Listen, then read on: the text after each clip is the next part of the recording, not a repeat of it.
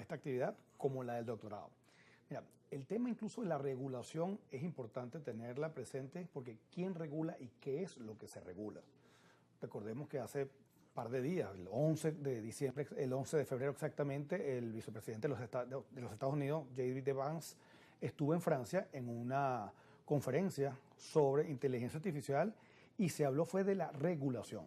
Entonces, vamos a regular un fenómeno como este bajo los mismos criterios de juridicidad. Entonces, vemos que hay varias capas de regulación. Una regulación puede ser es los efectos que produce, otra dirigida a quienes lo van a desarrollar y uno bien importante es la seguridad y la soberanía de los estados. Vemos cómo el fenómeno de la inteligencia artificial no solamente es el usuario, hay una capa que es la de, mira, cuáles van a ser estos instrumentos, lo que son los data centers, dónde están ubicados, y eso ha generado bastantes tensiones y fricciones.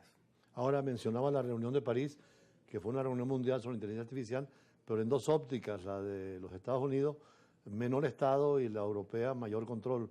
Que es posible tener varias ópticas filosóficas, políticas en la inteligencia artificial. Sí, en efecto nos cambia cuáles van a ser las capas de, digamos, de intervención frente a los proyectos. Vamos a tener proyectos que a lo mejor van a tener como finalidad el de la aplicación para textos. Entonces, que es el que usamos más o menos casi todos nosotros, o de imágenes. Pero cuando ya empezamos a tener otras aplicaciones mucho más profundas en lo que es a lo mejor la parte de medicina, la parte de privacidad de los datos, la parte de participación ciudadana, la gestión de las nuevas sociedades. Cuando hablamos de ciudades inteligentes, vamos a tener una gran incidencia de la inteligencia artificial. ¿Cómo lo vamos a regular? Con los mismos criterios, digamos, del siglo XIX, del siglo XX, o tenemos que repensar esos criterios. Pero ¿qué diferencia entre una visión liberal como la de Estados Unidos o una de control total como la de China y en el medio la europea? Bueno, es allí donde están esas tensiones. Uno puede estar a favor o en contra del discurso de Vance, o incluso 2 días después cuando estuvo en Múnich, somos más liberales, somos más conservadores, liberales en el sentido cuando uno dice liberal en inglés. Vemos que nos guste o no nos guste, esos son los temas que hay que hablar. Yo abogo más por una intervención mínima, simplemente señalar cuáles van a ser las consecuencias jurídicas digamos, de los actos que se cometan, pero no de una manera tan incisiva que pueda limitar los proyectos. En el desarrollo de cualquier pueblo va a tener que tener inteligencia artificial. ¿Cómo dirigirla? ¿A cuáles áreas fundamentales de la sociedad? Principalmente yo creo que la transparencia de las gestiones, cualquiera que sea. Vamos a ver que en inteligencia artificial va a poder tener la industria privada, cualquiera que sea, automóviles, medicina, desde el punto de vista como la empresa, pero también cómo inciden en la parte, digamos, social. Entonces, esa transparencia y esa gestión no es muy bien recibida por aquellas personas que les gusta manejarse en la parte oscura. Entonces vemos que esas fricciones van a estar. Yo creo que lo más importante va a ser es ponerle el cascabel al gato en el sentido de la gestión pública. ¿Y en el tema de la optimización, en todas las áreas va a ser así? Va a ser así siempre que sea, digamos, transparente. Una de las cosas que más se le critican a la inteligencia artificial puede ser es que es como una caja negra que nadie sabe lo que está ahí atrás. Mientras más se abra, va a ser mucho más aceptada por las personas. Ponemos ejemplos de inteligencia artificial desarrollada en Europa, en Estados Unidos o en China, que tú les haces ciertas preguntas que sean sensibles y te va a decir automáticamente, cambiemos el tema. Entonces, si es abierto y es transparente, por supuesto, va a ser mucho más democratizable. ¿Es posible entonces una confrontación en materia tecnológica China-Estados Unidos y cómo queda Rusia y Europa? Bueno, ya existe. Vemos los efectos materiales económicos cuando se lanzó DeepSeek, que automáticamente los precios, los valores en bolsa de las empresas desarrolladoras de los que son los chips bajaron enormemente. Pero, nuevamente, ¿qué incidencia tiene eso en el ciudadano común? Bueno, la privacidad, el acceso, muchas cosas que otras culturas a lo mejor no están muy cómodas con ello. Ahora, un empresario frente a la inteligencia artificial para su empresa o una industria, fundamentalmente es la optimización, el rendimiento y tal vez la detección de fallas o de accidentes. Absolutamente. Todas las áreas del conocimiento, del pensamiento humano, tienen un asidero, tienen una vía en la inteligencia artificial. Imaginémonos que toda la información que tenga una empresa, toda, absolutamente, facturación, mercadeo, recursos humanos, tú a ese disco duro, por decirlo ahí, le pones inteligencia artificial y le puedes hacer cualquier pregunta de lo que está allí. Puedes simular escenarios. Y, por supuesto, si lo haces internamente, en el sentido que no tienes que alojarlo fuera de tus servidores, te va a servir de muchísimo. ¿Qué referencia hay con algunas dimensiones, por ejemplo, la dimensión filosófica de la inteligencia artificial, la dimensión social de la inteligencia artificial, la dimensión económica y la dimensión tecnológica? Bueno, son capas que se van uniendo y puede que coincidan, como no.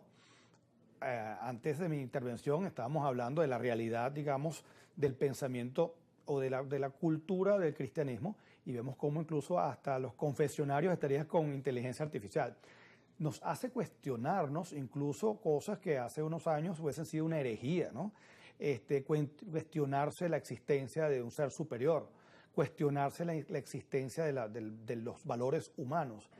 Sentarte contigo, pero con una inteligencia artificial que empiezas a cuestionarte cosas que a lo mejor nunca te hubiesen pasado, son cosas que el ser humano o la aprovecha, o más bien esto va a servir para cosas fatales.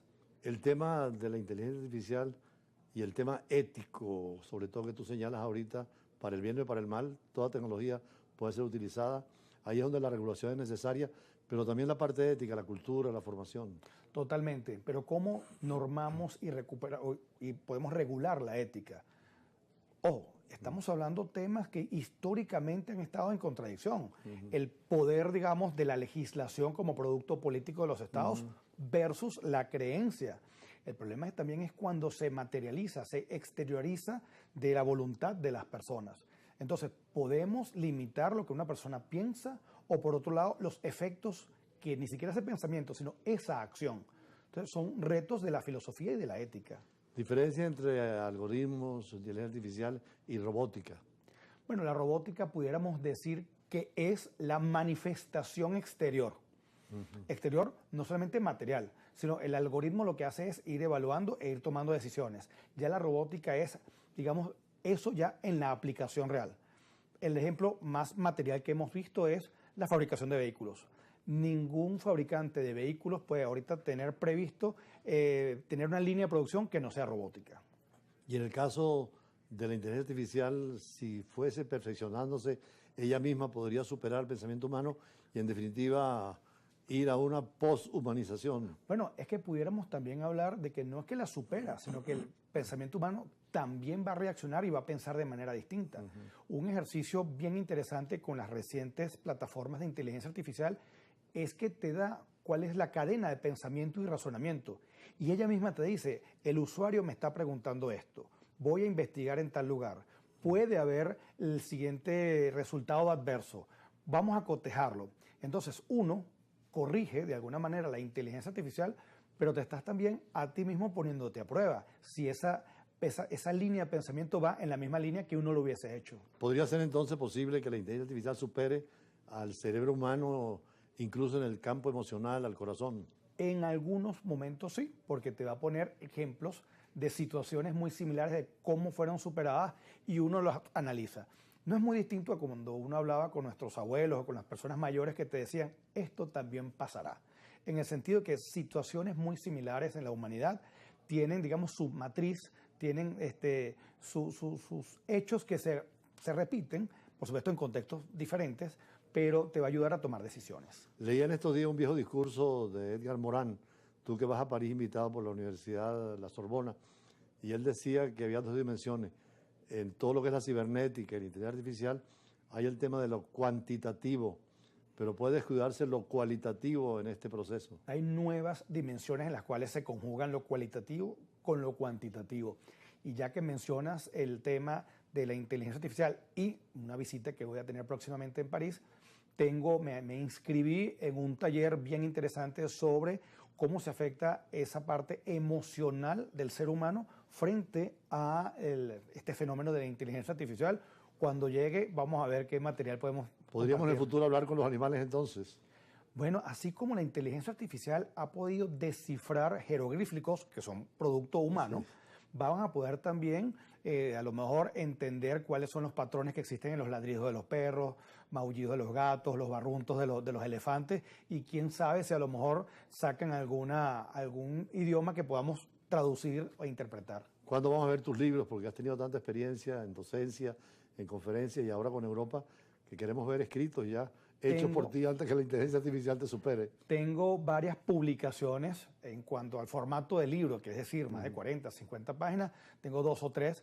Hay varios artículos que estoy tratando de compilarlos, pero ya como la compilación y la publicación, porque uno todavía está enamorado de esa impresión y el papel, hay que hacer algunas, más que correcciones, revisiones, porque ya que va a quedar en un formato de papel, quisiera aprovechar la oportunidad para esas correcciones de comas y acentos que siempre se van. Bueno, este tema es tan abundante que tenemos que invitarte cuando regreses de tu viaje a Francia y a otros países de Europa, creo que vas a España también. Voy y vengo a través de España. ¿Vas a tener contacto con centros universitarios? Sí, hay una invitación a una universidad de allá que estamos ahorita perfilando cuál va a ser el alcance del Creo que la contenido semana que viene también se está organizando una charla tuya, una conferencia para jóvenes, con los grandes conceptos de la inteligencia artificial, ya lo vamos a anunciar oportunamente. Gracias a Roberto Jung, abogado, conocimos a su padre en la universidad, un extraordinario también jurista, pero claro, no estaba con estos campos, la ciencia va muy rápido, ¿no? Y los últimos tiempos han sido disruptivos en todo, ¿no? Así es, y es nuestra obligación estar montados estudiando los efectos de estos fenómenos. Bueno, gracias. Vamos a pasar a un campo donde se aplica la inteligencia artificial, como es la migración.